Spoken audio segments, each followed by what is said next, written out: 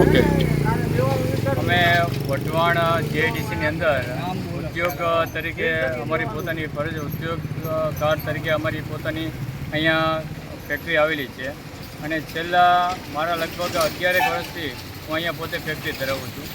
પણ ઘણા વર્ષોથી અમે સતત રજૂઆત કરવા છતાં પણ આજે રોડ અને રસ્તાનો જે છે એ કોઈ પણ નિકાલ આવતો નથી અને આ બાબતે અમે લગભગ દરેક કાર્યકાળ દરમિયાન જે સરકારનો કાર્યકાળ છે એ દરમિયાન રજૂઆત કરેલી છે, છતાં પણ કોઈ પ્રકારનું આનું સોલ્યુશન આવતું નથી અને અમે રેગ્યુલર ટેક્સ પેયર તરીકે પોતાની ફરજ બજાવીએ વઢવાણ જીઆઈડીસીના વઢવાણ 700 થી 800 GIDC ની અંદર ઉદ્યોગો છે. કેટલા દર વર્ષે ઉદ્યોગ ટેક્સ ભરે?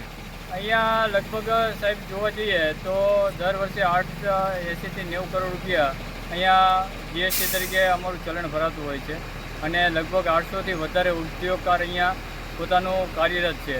છતાં પણ જો આ પરિસ્થિતિ રહેતી હોય તો અમારો ટેક્સનો કોઈ શું મતલબ છે? બીજું એ કહેવાનું કે અમે પોતાનો જે દર વર્ષે નગરપાલિકાનો વેરો જે છે એમાં નર વીજળી કે આ જે કંઈ વેરા છે એ બધા જ અમે પોતે ભરવા હોવા છતાં પણ અહીંયા કોઈ પણ જાતની સુવિધા મળતી નથી. કેવી સુવિધા નથી મળતી?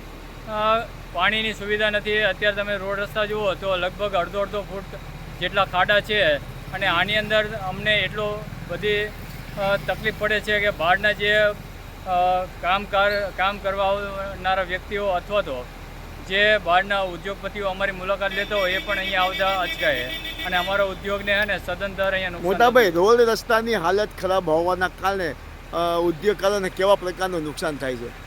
આર્થિક રીતે તો નુકસાન થાય જ છે સાહેબ, પણ રિક્ષાવાળા કે કોઈ પણ ધારો કે કોઈ પણને આપણે કામે બોલાવીએ તો મેન તો માણસો અહીંયા આવતા નથી.